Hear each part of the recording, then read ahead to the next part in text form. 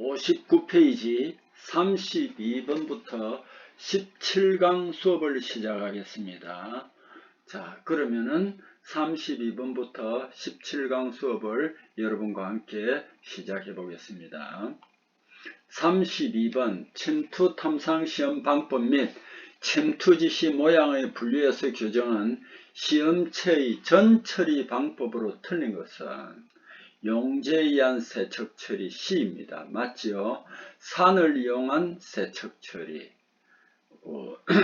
그 다음에 그라인딩에 의한 제거 처리. 그라인딩으로 제거 처리하지는 않습니다. 도막, 박리제, 페인트막을 제거하는 그 화학약품 같은 것을 도막, 박리제라고 합니다. 도막, 박리제에 의한 제거 처리. 이것도 맞지요?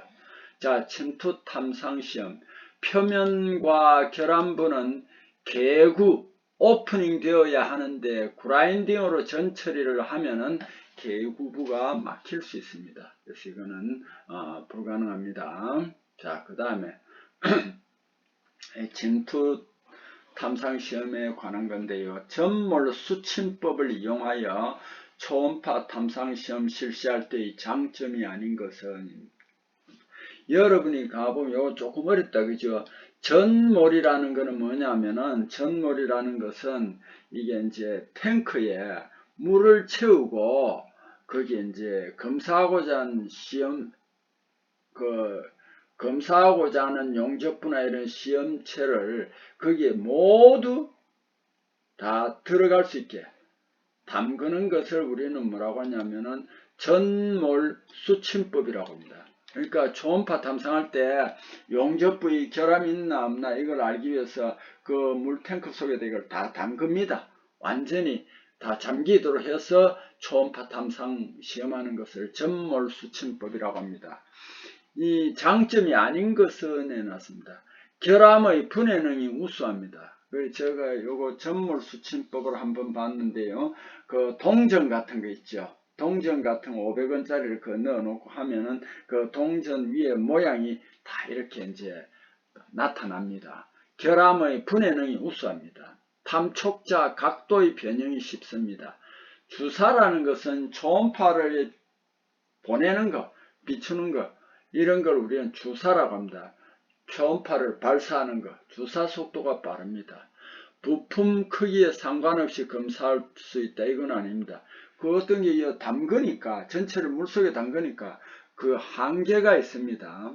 전몰 수침 다시 한번 설명하면은 주사 속도 신속, 결함 분해는 우수, 각도 변형 용이 작은 부품에 적용이 쉽습니다. 작은 부품입니다. 이거 뭐냐면 탐촉자와 시험체 함께 물속에 침지 담급니다. 하는 방법을 전몰 수침법이라 하며, 탐상면하고 검사하고자 하는 그 용접 제품의 탐상면과 탐촉자 사이에만 국부적으로, 부분적으로 물을 접촉하게 하는 방법은 우리는 또 뭐라고 하냐, 국부수침법이라고 합니다. 그래서 물에 담궈서 초음파 검사하는 것은, 전체를 다 담그는 것은 전몰수침법, 그 다음에 물과 탐상면과 탐촉자 사이에만 부분적으로 물을 접촉하게 하는 방법을 국부수침법이라고 합니다. 우리 기술 용어에서는 부분이란 말을 대부분 다 국부라고 많이 씁니다. 이렇게 알아두세요. 자, 그 다음에 또 이제 항공우주기기 나왔네요.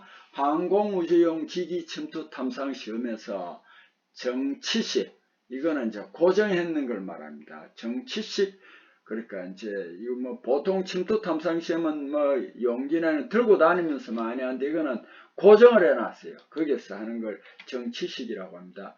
형광 침투 탐상 장치, 항공우주에는 형광 침투 탐상이라고 안 하고 타입 1이라고 합니다.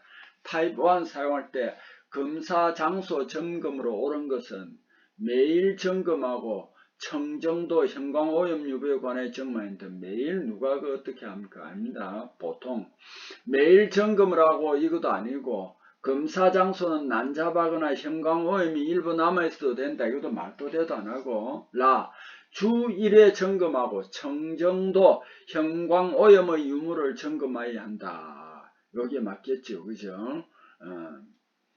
그러니까 여기에서 이제 뭐 매일 점검한다 이러면 말이 안 됩니다. 자, 항공우주용 형광 침투 탐상 장치 타입 1입니다. 요거는 주 1회 점검하고 청정도와 형광 오염의 유분을 점검해야 되겠지요.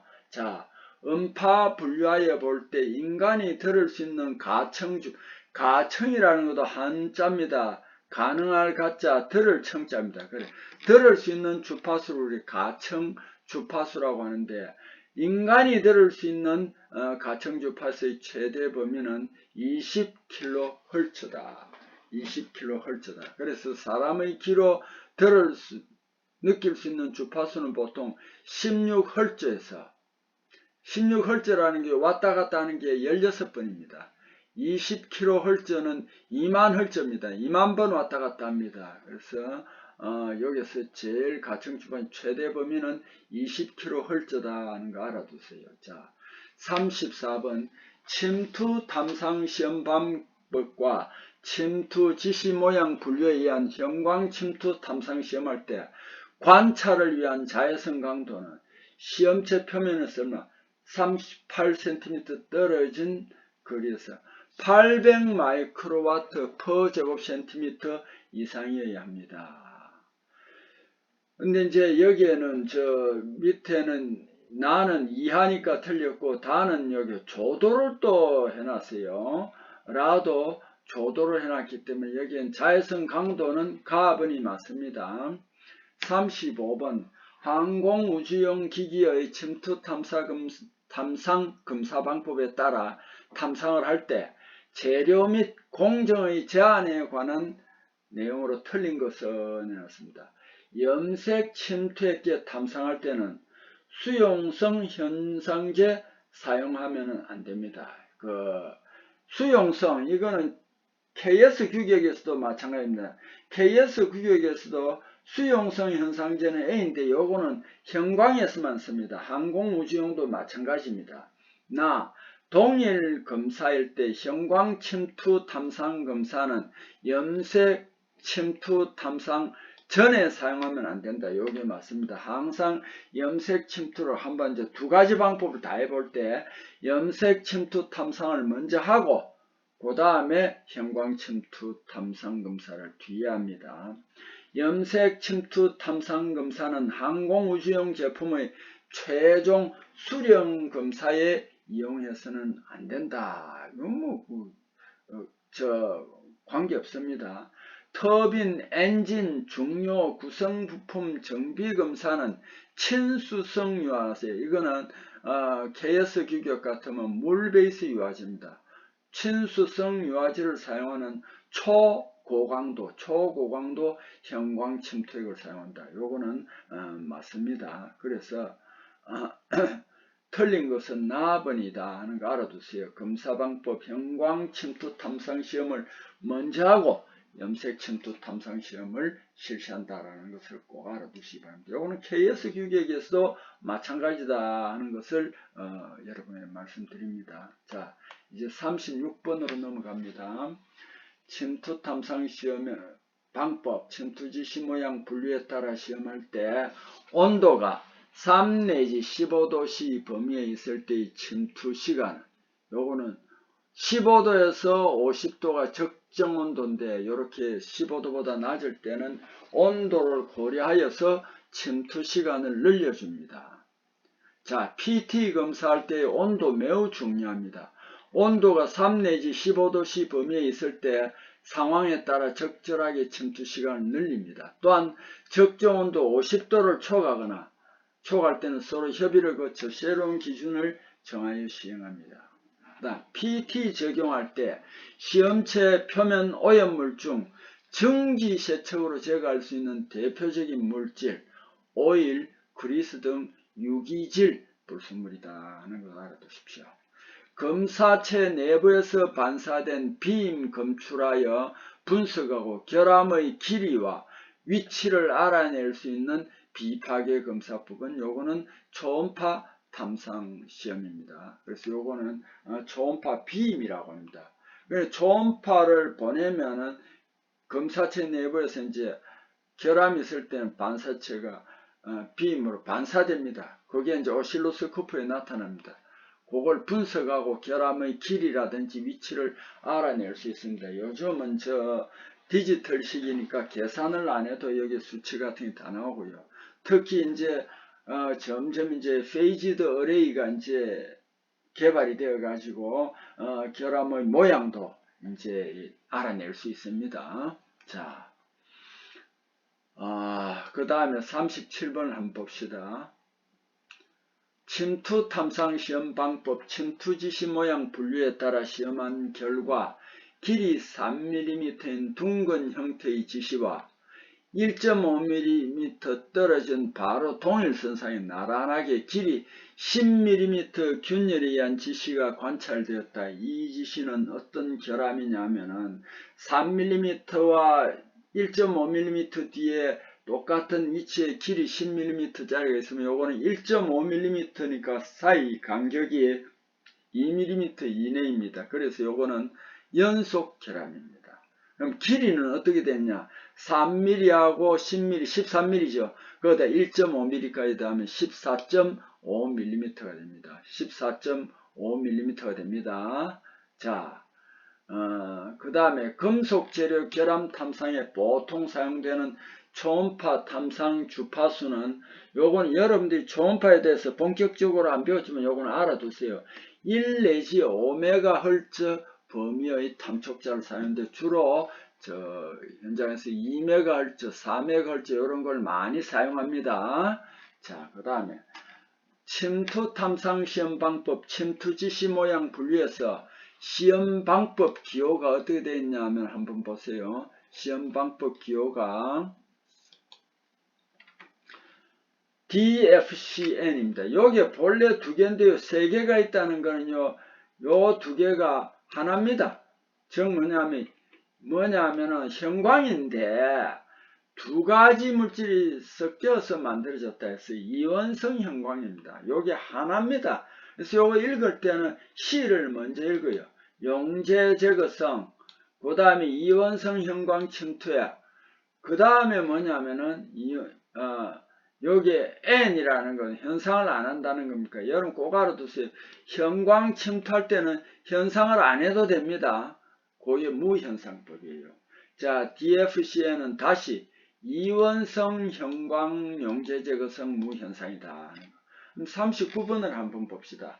침투 탐상 시험 방법, 침투 지시 모양 분류에 따라 각 용접부 탐상 시험한 결과 그림과 같은 결함이 거의 동일선상에 나타났다. 이 결함을 어떻게 판정하며 또한 결함 길이는 몇 밀리미터인가? 이건 좀 굵게 확대해서 그려놨는데 실제로 이렇게 굵은 건 없습니다. 자, 여기 결함이 하나 있고 있는데 결함 사이 간격이 3mm, 3mm입니다. 그리고 그 두 개 사이 간격이 1mm입니다. 요거는 한 개로 판정하며 길이가 7mm가 됩니다. 요거는 연속 결함에 해당하고 이 결함의 길이는 7mm이다 하는 걸 꼭 좀 알아두세요. 자, 그 다음에 61페이지 40번으로 갑니다. VDS 방법으로 침투 비파괴 검사할 때 시험 공정의 순서로 맞는 것을 내놨습니다. 자, VDS 요거는 D는 물 베이스 유화제입니다. 그래서 요거 말할 때는 뭐라고 하냐면 후유화성부터 먼저 합니다. 후유화성 앞으로 가면 염색 침투예요. 그리고 괄호하고 물 베이스 유화제를 좀 쓰고 그 다음에 속건식 현상. 그래서 VDS 공정 순서는 어떻게 되냐? 하여튼 침투는 전 처리를 무조건 해줍니다. 전 처리하고 그 다음에 침투 처리. 뭐 처리라는 말은 빼도 침투 처리입니다. 그 다음에 예비 세척 처리, 유화 처리. 이 물 베이스 유화제일 때는 그 침투액에서 액체 성분이 좀 과도한 게 흐르지 않도록 미리 빼주는 겁니다. 그래서 예비 세척을 합니다. 그 다음에 유화 처리는 이 기름 성분인 이 침투액을 잘 씻어내도록 해주는 역할을 합니다. 그 다음에 이제 세척 처리를 합니다. 이 기호에 D 다음에 물 세척하라는 말이 없어도 유화제를 쓸 때는 세척을 해주고 그 다음에 건조를 해줍니다. 그 다음에 현상하고 관찰 후 처리 이렇게 되겠습니다. 그래서 요 순서는 가가 되는데 특히 물 베이스 유화제는 이렇게 예비 세척 처리가 있다는 거 꼭 좀 알아두세요. 자, 와전류 탐상 시험은 ET 또는 ECT라고 하잖아요. 그죠? 전자유도 시험이라고도 한다.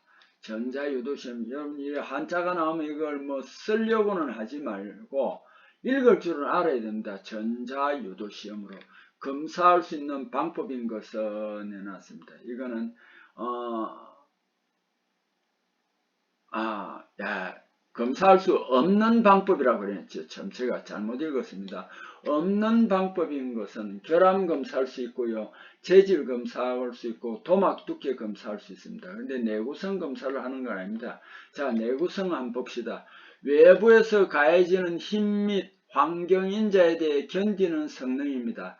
또한 재료가 어떤 사용 조건에 오랜 시간 기능 유지가 계속되는 성질입니다. 내 피로성이나 내 열화성 등을 모아서 내구성이라 하기도 합니다. 이거는 이제 내 피로성 같은 기계적 시험을 합니다. 그래서 와전류 탐상 시험을 안 합니다. 자, 41번 항공우주용 기기 침투 탐상 검사 방법에서 검사품에 대한 표시법의 우선순위로 맞는 것을 내놨습니다. 자, 각인을 먼저 합니다. 각인을 먼저 하고 그 다음에 애칭, 부식을 하고 그 다음에 착색을 합니다. 각인을 맨 먼저 하고 그 다음에 애칭을 하고 착색, 이런 순서다 하는 거 알아두세요. 자, 절대온도라는 걸 여기에 뭐 생뚱맞게 하나 내놨는데 요것도 혹시 나올까 봐서 이게 도중에 하나 나와 있는 것 같아요. 절대온도는 K입니다. 켈빈이라고 합니다. 요거는 우리 보통 말하는 습시 온도에 도시에다 273을 더한 것이 절대온도다라는 걸 알아두십시오. 자, 제품 및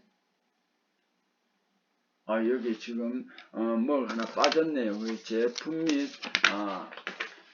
제품에서 발생한 이런 뜻이 되겠죠. 그죠?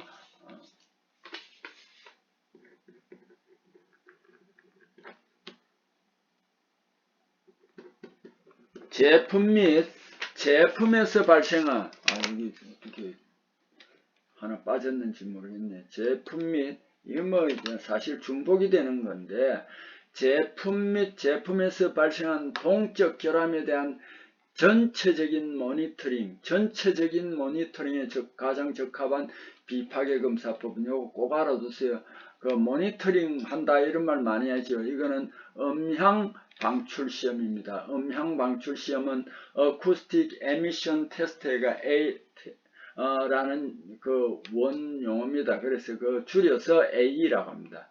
재료 내부에서 전위, 균열 등 결함 생성이나 질량의 급격한 변화로 탄성파가 발생하며 이것을 변환자로 진동, 포착, 분석하여 재료 내부가 움직이는 동적 거동을 파악하고 결함 성질 상태 파악하는 전체적인 모니터링을 통한 일종의 비파괴 검사 방법입니다. 이거는 뭐 그 비파괴 검사 방법 항목에 있고 뭐 그런 건 아닙니다. 과목에 있는 건 아닙니다. 자, 요런 문제가 나오면 이것도 우리가 그 접하기가 어려워요. 전체적인 동적 결함에 대한 결함에 대한 전체적인 모니터링이란 말이 나오면 요거는 음향 방출 시험이다라는 걸 알아두십시오. 자, 42번 침투 탐상 시험 방법 및 침투 지시 모양의 분류에 따른 침투 탐상 검사 시험 방법의 조합으로 틀린 것을 내놨습니다. 여기에 자, VCD는 뭐냐 하면은 영재 제거성 염색 침투고 건식 현상인데 이거 건식 현상은 말이죠. 꼭 알아둬야 됩니다. 건식은 형광침투법에서만 사용됩니다. 건식은 형광침투법에서만 사용된다는 것을 여러분 꼭 알아두십시오. 그 다음 후유화성 침투 탐상 시험을 적용할 때 가장 적합한 세척 방법은 뭐냐 하면은 물로서 세척한다. 후유화성을 왜 한 번 더 하느냐? 물로 세척이 잘 되게 하도록 유화 처리를 한다라는 것을 꼭 좀 알아두십시오. 43번 비정질 합금. 자, 이제 재료입니다. 비정질 합금인데 이거는 결정이 안 생기는 비결정성 합금입니다. 그럼 비정질 합금, 비결정성 합금 제조법 중 기체금냉법에 해당하는 것은 스퍼트링법입니다. 스퍼트링법. 기체금냉법은 요 밑에 돼 있죠. 진공정착 스퍼트링법이 있습니다. 단롤법, 투롤법, 원심법, 금냉법 이런 거 투롤법이 상롤법입니다.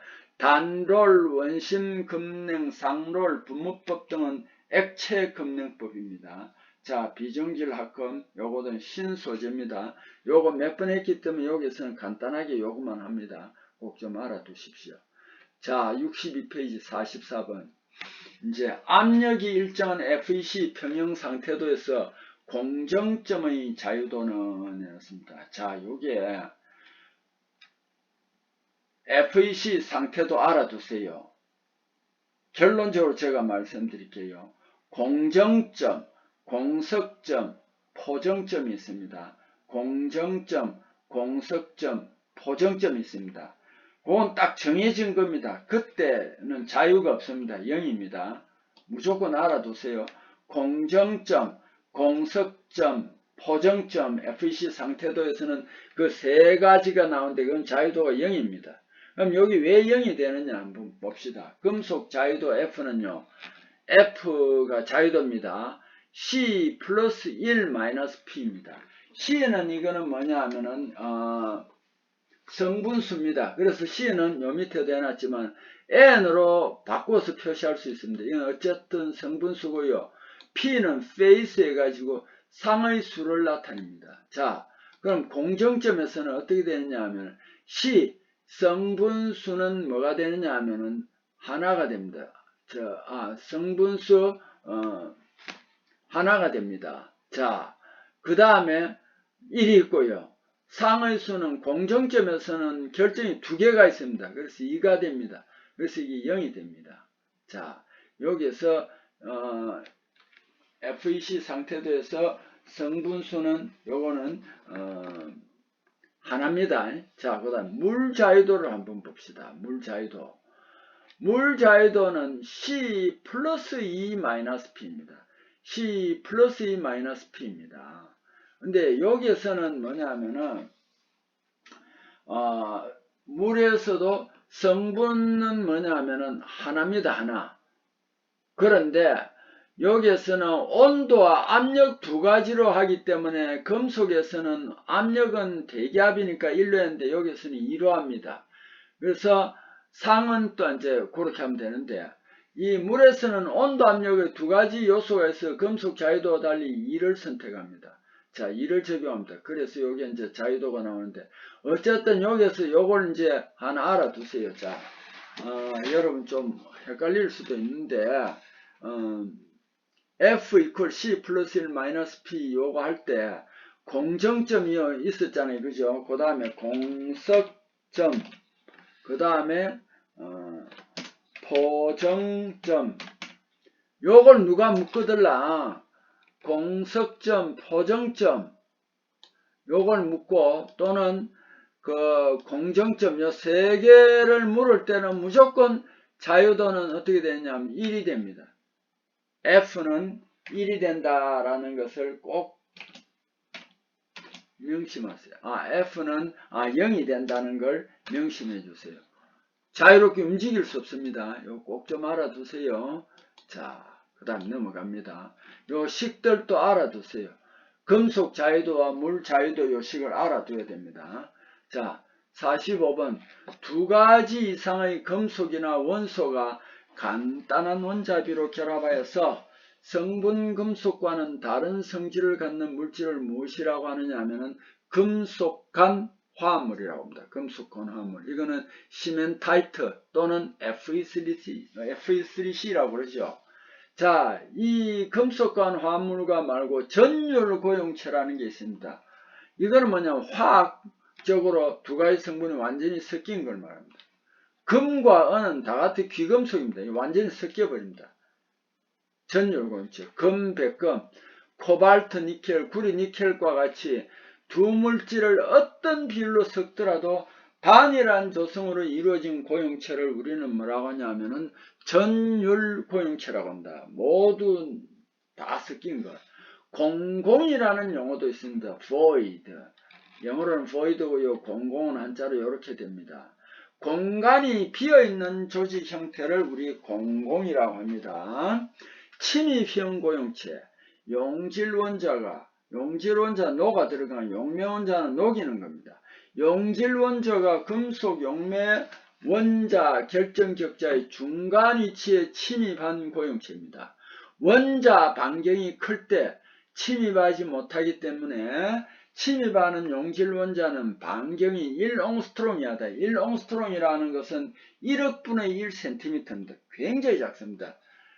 1옹스트롬 이하의 CHOMB 요거는 그 바이블처럼 이해야 됩니다. 침입형 고용체일 때는 요 원소들이 들어갑니다. 이 원소들이 CHOMB가 들어간다는 걸 꼭 좀 알아두세요. 그래서 우리 FEC 상태도일 때 철원자 사이에 탄소 원자가 쏙 중간에 들어가 있습니다. 이것도 침입형 고용체입니다. 그래서 고용체라는 건 고체가 되어 있는데 그 두 가지 이상이 섞여 있는 것을 우리는 고용체라고 한다. 자, 그럼 46번 원자 배열이 불규칙 상태를 하고 있으며 결정입계와 전이는 원자 외부에서 힘을 가면 미끄러져 가지고 그 본래 위치에서 벗어난 걸 말합니다. 전이, 디슬로케이션, 편석은 황이나 인에서 잘 일어납니다. 자기들끼리 모여 있는 것. 편석, 세그리게이션과 같은 결정 결함이 없고 표면 전체가 균일하고 내식성이 우수한 합금. 원자 배열이 불규칙 상태다. 본래 그 금속은요, 액체 상태에서 천천히 냉각시키면 규칙적인 원자 배열이 이루어집니다. 그걸 결정격자라고 하는데, 여기 원자 배열이 불규칙 상태다 이 말은 결정격자가 없다는 겁니다. 이걸 우리는 비정질 합금, 비결정성 합금이라 한다는 거 알아두세요. 자, 그럼 초소성 합금 몇 번 이야기했습니다.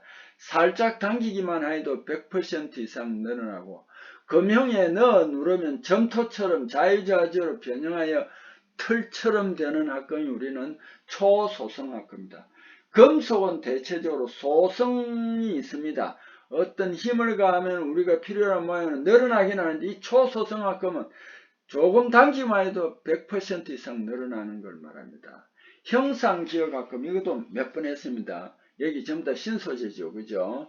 일반적인 금속은 형태 변형 시 원래 있던 금속 간 결합이 풀린 후에 내부 원자가 이동하여 다른 금속 원자와 새로운 결합 생성됩니다.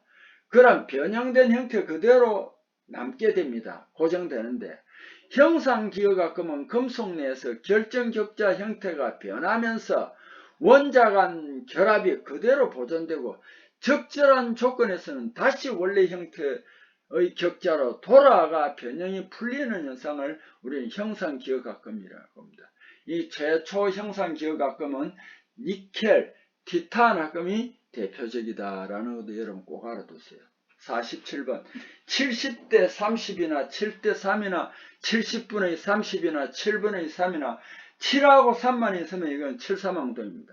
황동을 브레스라고 합니다.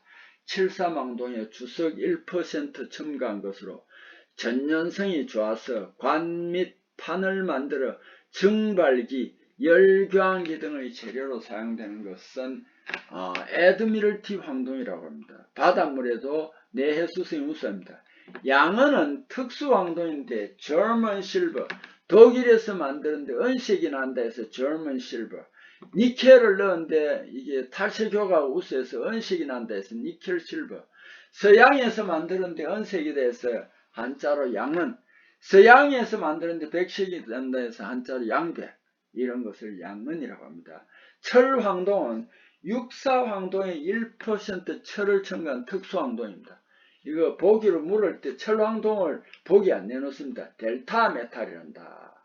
그 다음 육사황동에 1% 주석을 첨가한 특성. 요것도 애드미럴티와 그 특성은 비슷합니다. 이건 네이블 황동이라고 하는데 내해수성이 우수합니다. 자, 금속 조직 학상으로 철강 재료 분류할 때 탄소 함량이 0.82%인 것은 0.8이 공석강이에요. 공석강부터 2%까지는 탄소가 공석강보다 많이 함유했기 때문에 이것을 우리는 뭐라고 하냐면은 과공석강이라고 한다. 반대로 탄소가 0.8보다 작은 강을 우리는 뭐라고 하냐면은 아공석강이란다는 것을 꼭 알아두시기 바랍니다. 자, 여러분 이번 수업 시간에도 열심히 들어주셔서 저와 함께 동행해서 진심으로 감사를 드립니다. 수고했습니다.